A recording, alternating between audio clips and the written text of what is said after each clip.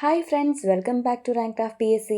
അപ്പോൾ നമ്മൾ കഴിഞ്ഞ വീഡിയോയുടെ ഒരു സെക്കൻഡ് പാർട്ടായിട്ടാണ് ഈ വീഡിയോ ചെയ്യാൻ ഉദ്ദേശിക്കുന്നത്. കഴിഞ്ഞ പാർട്ടിൽ 2025 ഇന്ത്യൻ പദവികളായിരുന്നു നമ്മൾ പറഞ്ഞത്, അതിൻ്റെ അപ്ഡേറ്റ്സുമായിരുന്നു നമ്മൾ പറഞ്ഞു വന്നത്. അപ്പോൾ ഇന്നത്തെ വീഡിയോയിൽ കേരളത്തിലെ പദവികളാണ് കേട്ടോ. നമ്മുടെ 2025 കേരളത്തിലെ പ്രധാന പദവികൾ അലങ്കരിക്കുന്ന വ്യക്തിത്വങ്ങളെയാണ് നമ്മൾ പരിചയപ്പെടാൻ ഉദ്ദേശിക്കുന്നത്. അപ്പോൾ നമുക്ക് ആദ്യം തന്നെ നമ്മുടെ ഗവർണറിലേക്ക് പോകാം. ഗവർണർ ആരാണ്? രാജേന്ദ്ര വിശ്വനാഥ അർലേക്കർ ആണ് അല്ലേ. രാജേന്ദ്ര വിശ്വനാഥ അർലേക്കർ 23ാമത് ഗവർണറാണ് രാജേന്ദ്ര വിശ്വനാഥ അർലേക്കർ. അപ്പോൾ ഗവർണർ പദവികൾ എപ്പോഴും കോൺട്രവേഴ്സീസ് സൃഷ്ടിക്കുന്നത് കൊണ്ട് തന്നെ ന്യൂസ് പേപ്പറുകളിൽ സർവ്വസാധാരണമായി വന്നു പോകുന്ന ഒരു പേരാണിത് ഗവർണേഴ്സിൻ്റെ. അപ്പോൾ അത് കൃത്യമായിട്ട് പഠിക്കാൻ ശ്രമിക്കുക. അടുത്തത് നമുക്ക് എല്ലാവർക്കും അറിയാവുന്ന നമ്മുടെ മുഖ്യമന്ത്രി എന്നുള്ള പദവി അലങ്കരിക്കുന്ന ആരാണ്? പിണറായി വിജയനാണ് അല്ലേ. മുഖ്യമന്ത്രി ആരാണ്? പിണറായി വിജയൻ. അടുത്തത് നമ്മുടെ പ്രതിപക്ഷ നേതാവ് ആരാണ്? VD സതീശൻ. അപ്പോൾ നമ്മുടെ പ്രതിപക്ഷ നേതാവ് ആരാണ്? VD സതീശൻ. അടുത്തത് നമ്മുടെ നിയമസഭാ സ്പീക്കർ ആരാണ്? AN ഷംസീർ. ആരാണ്? AN ഷംസീർ. ഇത് ഒരുപാട് ക്വസ്റ്റ്യൻസിൽ വന്നിട്ടുള്ളൊരു ക്വസ്റ്റ്യൻ ആണ് കേട്ടോ. നിയമസഭാ സ്പീക്കർ ആരാണെന്ന്? AN ഷംസീർ. അടുത്തത് നമ്മുടെ ഡെപ്യൂട്ടി സ്പീക്കർ ആരാണ്? ചിറ്റയം ഗോപകുമാർ. അപ്പം നമ്മുടെ ഡെപ്യൂട്ടി സ്പീക്കർ ആരാണ്? ചിറ്റയം ഗോപകുമാർ. അടുത്തത് നമ്മുടെ പ്രോടൈം സ്പീക്കർ ആരാണ്? PTA റഹീമാണ് അല്ലേ. പ്രോടൈം സ്പീക്കർ PTA റഹീമാണ്. അടുത്തത് നമ്മുടെ പ്രോടൈം സ്പീക്കർ ആരാണ്? പ്രോടൈം സ്പീക്കർ PTA റഹീമാണ് അല്ലേ. PTA റഹീം. അടുത്തത് നമ്മുടെ ചീഫ് സെക്രട്ടറി ആരാണ്? A ജയതിലകാണ് കേട്ടോ. ഇതിപ്പോൾ നമ്മൾ മാറി വന്ന അപ്പോയിൻമെൻ്റ് ആണ്. ശാരദാ മുരളീധരനായിരുന്നു 49ാമത് ചീഫ് സെക്രട്ടറി. അപ്പം 50ാമത്തെ ആരാണെന്ന് നമുക്ക് ചോദിക്കാം അല്ലേ. ചീഫ് സെക്രട്ടറി ആരാണ്? A ജയതിലകാണ് അല്ലേ. 50ാമത്തത് A ജയതിലക്. എന്നാൽ 49ാമത്തെ ചീഫ് സെക്രട്ടറി ആരായിരുന്നു? ശാരദാ മുരളീധരനായിരുന്നു. അത് ക്വസ്റ്റ്യൻ വന്നിട്ടുണ്ട്. അതുകൊണ്ട് തന്നെ നമുക്ക് A ജയതിലകിൻ്റെ ക്വസ്റ്റ്യനും എക്സ്പെക്ട് ചെയ്യാൻ പറ്റും. അടുത്തത് സ്റ്റേറ്റ് പ്ലാനിംഗ് ബോർഡ് ചെയർമാൻ ആരാണ്?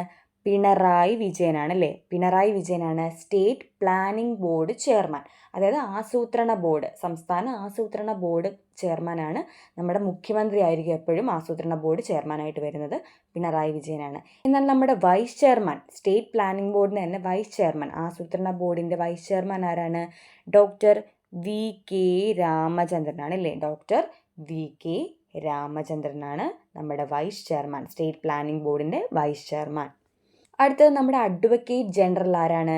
ഗോപാലകൃഷ്ണക്കുറുപ്പാണ് അല്ലേ. ഗോപാലകൃഷ്ണക്കുറുപ്പാണ് നമ്മുടെ അഡ്വക്കേറ്റ് ജനറൽ. അഡ്വക്കേറ്റ് ജനറൽ എന്താണെന്ന് നമുക്ക് അറിയാമില്ലേ. നമ്മുടെ സംസ്ഥാനത്തിലെ ഏറ്റവും വലിയ അല്ലെങ്കിൽ ഏറ്റവും ഉയർന്ന തരത്തിലുള്ള നിയമ ഉദ്യോഗസ്ഥനാണ് അഡ്വക്കേറ്റ് ജനറൽ. അതാണ് ഗോപാലകൃഷ്ണക്കുറുപ്പ്. അടുത്തത് കേരള യുവജന കമ്മീഷൻ ചെയർമാൻ ആരാണ്? M ഷാജറാണ്. ഇത് ക്വസ്റ്റ്യൻ ചോദിച്ചിട്ടുണ്ട്. LD ട്രിവാൻഡ്രം LDയിലായിരുന്നു ഈ ക്വസ്റ്റ്യൻ. കേരള യുവജന കമ്മീഷൻ ചെയർമാൻ ആരായിരുന്നു? M ഷാജറാണ്. M ഷാജർ. അടുത്തത് സംസ്ഥാന ധനകാര്യ കമ്മീഷൻ ആരാണ്? KN ഹരിലാലാണ് അല്ലേ. സംസ്ഥാന ധനകാര്യ കമ്മീഷൻ ആരാണ്? KN ഹരിലാലാണ് സംസ്ഥാന ധനകാര്യ കമ്മീഷൻ ചെയർമാൻ. KN ഹരിലാൽ. 7ാമത്തെ ധനകാര്യ കമ്മീഷൻ ചെയർമാനാണ് KN ഹരിലാൽ. എന്നാൽ 6ാമത്തത് ആരായിരുന്നു? SM വിജയാനന്ദാണ് കേട്ടോ. SM വിജയാനന്ദായിരുന്നു 6ാമത്തത്. എന്നാൽ 7ാമത്തതെന്ന് ചോദിച്ചാൽ സംസ്ഥാന ധനകാര്യ കമ്മീഷൻ, 7ാമത് സംസ്ഥാന ധനകാര്യ കമ്മീഷൻ ചോദിച്ചാൽ ആരാണ് എഴുതേണ്ടത്? KN ഹരിലാൽ. അടുത്തത് മുഖ്യ തിരഞ്ഞെടുപ്പ് കമ്മീഷണർ. മുഖ്യ തിരഞ്ഞെടുപ്പ് കമ്മീഷണർ ആരാണ്? A ഷാജഹാനാണ് കേട്ടോ. A ഷാജഹാൻ. ഇദ്ദേഹത്തിന് നമുക്ക് വേറൊരു ക്വസ്റ്റ്യൻ പറയാമല്ലേ. സംസ്ഥാന ഡീലിമിറ്റേഷൻ കമ്മീഷൻ ചെയർമാൻ എന്ന് ചോദിച്ചാലും നമ്മുടെ മുഖ്യ തിരഞ്ഞെടുപ്പ് കമ്മീഷണർ തന്നെയാണ് വരുന്നത്. A ഷാജഹാനാണ്. ഡീലിമിറ്റേഷൻ കമ്മീഷൻ എന്ന് ചോദിച്ചാലും ഉത്തരം വരുന്നത്. അപ്പോൾ മുഖ്യ തിരഞ്ഞെടുപ്പ് കമ്മീഷണർ ആരാണ്? A ഷാജഹാനാണ്. എന്നാൽ ചീഫ് ഇലക്ടറൽ ഓഫീസർ ആരാണ്? രത്തൻ U ഖേൽക്കർ ആണ് അല്ലേ. ചീഫ് ഇലക്ടറൽ ഓഫീസർ ആരാണ്? രത്തൻ U ഖേൽക്കർ ആണ്. അടുത്ത നമ്മുടെ DGP ആരാണ്? DGP ഷെയ്ഖ് ദർവേഷ് സാഹിബാണ്. ഷെയ്ഖ് ദർവേഷ് സാഹിബാണ് നമ്മുടെ DGP. അടുത്ത നമ്മുടെ സംസ്ഥാന മനുഷ്യാവകാശ കമ്മീഷൻ ചെയർമാനാണ് അലക്സാണ്ടർ തോമസ് അല്ലേ. അലക്സാണ്ടർ തോമസ് ആണ് മനുഷ്യാവകാശ കമ്മീഷൻ ചെയർമാൻ. കേരള സംസ്ഥാന മനുഷ്യാവകാശ കമ്മീഷൻ ചെയർമാൻ ആരാണ്? അലക്സാണ്ടർ തോമസ് ആണ്. മനുഷ്യാവകാശം പോലെ തന്നെ ഇമ്പോർട്ടൻ്റ് ആയിട്ടുള്ള അടുത്ത പദവിയാണ് മുഖ്യ വിവരാവകാശ കമ്മീഷണർ എന്നുള്ള പദവി. അതാരാണ്? V ഹരിനായരാണ് അല്ലേ. V ഹരിനായരാണ് മുഖ്യ വിവരാവകാശ കമ്മീഷണർ. അടുത്തത് നമ്മുടെ സംസ്ഥാന വനിതാ കമ്മീഷൻ അധ്യക്ഷ ആരാണ്? പി സതീദേവിയാണ് അല്ലേ? പി സതീദേവിയാണ് നമ്മുടെ സംസ്ഥാന വനിതാ കമ്മീഷൻ അധ്യക്ഷ. അടുത്തത് നമ്മുടെ സംസ്ഥാന ബാലാവകാശ സംരക്ഷണ കമ്മീഷൻ ചെയർമാൻ ആരാണ്? കെ വി മനോജ് കുമാർ ആണല്ലേ. സംസ്ഥാന ബാലാവകാശ സംരക്ഷണ കമ്മീഷൻ ചെയർമാൻ ആരാണ്? കെ വി മനോജ് കുമാർ. അടുത്തത് സംസ്ഥാന ന്യൂനപക്ഷ കമ്മീഷൻ ചെയർമാനാണ്. സംസ്ഥാന ന്യൂനപക്ഷം എന്നുണ്ട് കേട്ടോ, ഇത് ന്യൂനക്ഷ എന്ന് എഴുതിയിരിക്കുന്നത്, ഇതൊരു സ്പെല്ലിംഗ് മിസ്റ്റേക്ക് ആണ്. ന്യൂനപക്ഷ കമ്മീഷൻ ചെയർമാൻ ആരാണ്? എ റഷീദാണ് കേട്ടോ. എ റഷീദാണ് സംസ്ഥാന ന്യൂനപക്ഷ കമ്മീഷൻ ചെയർമാൻ. എ റഷീദാണ് കേട്ടോ. എ റഷീദാണ്. അടുത്തത് സംസ്ഥാന പട്ടികജാതി പട്ടികവർഗ കമ്മീഷൻ ചെയർമാനാണ് ബി എസ് മാവോജി. അപ്പോൾ സംസ്ഥാന പട്ടികജാതി പട്ടികവർഗ കമ്മീഷൻ ചെയർമാൻ ആരാണ്? B S Maoji. അടുത്തത് സംസ്ഥാന ഭിന്നശേഷി ക്ഷേമ കോർപ്പറേഷൻ ചെയർമാൻ ആരാണ്? അഡ്വക്കേറ്റ് ജയദാളിയാണ് അല്ലേ. അഡ്വക്കേറ്റ് ജയദാളിയാണ് സംസ്ഥാന ഭിന്നശേഷി ക്ഷേമ കോർപ്പറേഷൻ ചെയർമാൻ. അടുത്തത് നമ്മുടെ കേരള ലോകായുക്ത ആരാണ്? എൻ അനിൽകുമാറാണ് അല്ലേ. എൻ അനിൽകുമാറാണ് കേരള ലോകായുക്ത. അടുത്ത നമ്മുടെ കേരള PSC ചെയർമാൻ, നമ്മുടെ സ്വന്തം കേരള PSCയുടെ ചെയർമാനാണ് എം ആർ ബൈജു അല്ലേ. എം ആർ ബൈജു ആണ് കേരള PSC ചെയർമാൻ. അടുത്തത് നമ്മുടെ കേരള ഹൈക്കോടതി ചീഫ് ജസ്റ്റിസ്, ഇപ്പോഴത്തെ നിലവിലെ കേരള ഹൈക്കോടതി ചീഫ് ജസ്റ്റിസ് ആരാണ്? നിതിൻ മധുകർ ജാംദാർ ആണ് കേട്ടോ. നിതിൻ മധുകർ ജാംദാർ ആണ്. ഇതൊക്കെ പുതിയ അപ്പോയിൻമെൻ്റ് ആയതുകൊണ്ട് നന്നായിട്ടൊന്ന് ശ്രദ്ധിച്ച് പഠിക്കാൻ ശ്രമിക്കുക.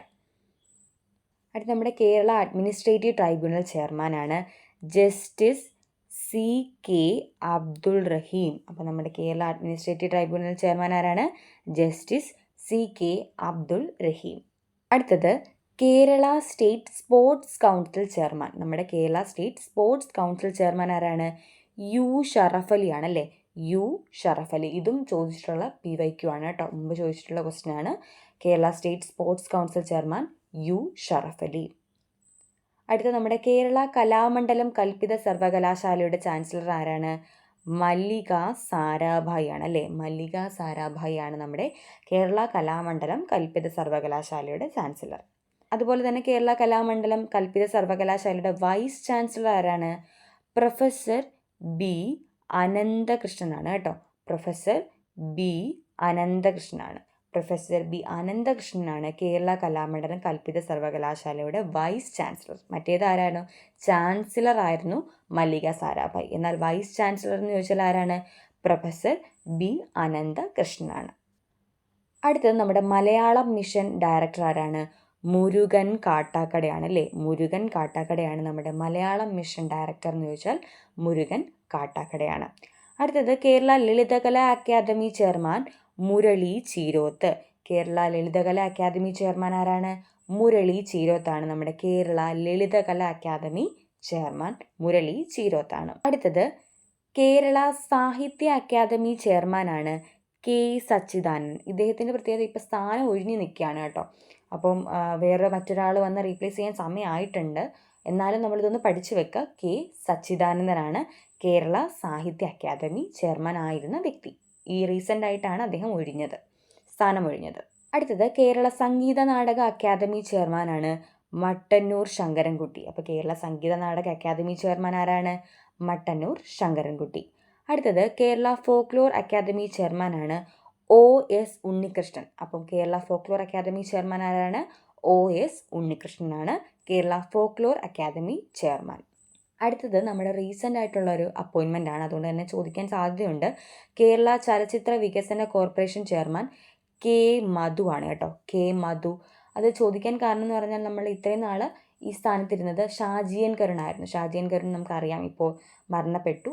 അദ്ദേഹത്തിൻ്റെ മരണത്തോടനുബന്ധിച്ചാണ് നമ്മുടെ കേരള ചലച്ചിത്ര വികസന കോർപ്പറേഷൻ ചെയർമാനായിട്ട് കെ മധു അപ്പോയിൻറ്റഡ് ആയിട്ടുള്ളത്. അപ്പോൾ നമ്മൾ ഇന്ന് ചർച്ച ചെയ്യാൻ ഉദ്ദേശിച്ച കേരള പദവികൾ 2025 എന്ന ടോപ്പിക്ക് നമ്മൾ കംപ്ലീറ്റ് ചെയ്തിട്ടുണ്ട്. ഇതിനകത്ത് ഏറ്റവും റീസെൻറ്റ് അപ്ഡേറ്റ്സും കൂടി ഇൻക്ലൂഡഡ് ആണ്. അതുകൊണ്ട് തന്നെ നിങ്ങൾ നന്നായിട്ട് പഠിക്കാൻ ശ്രമിക്കുക.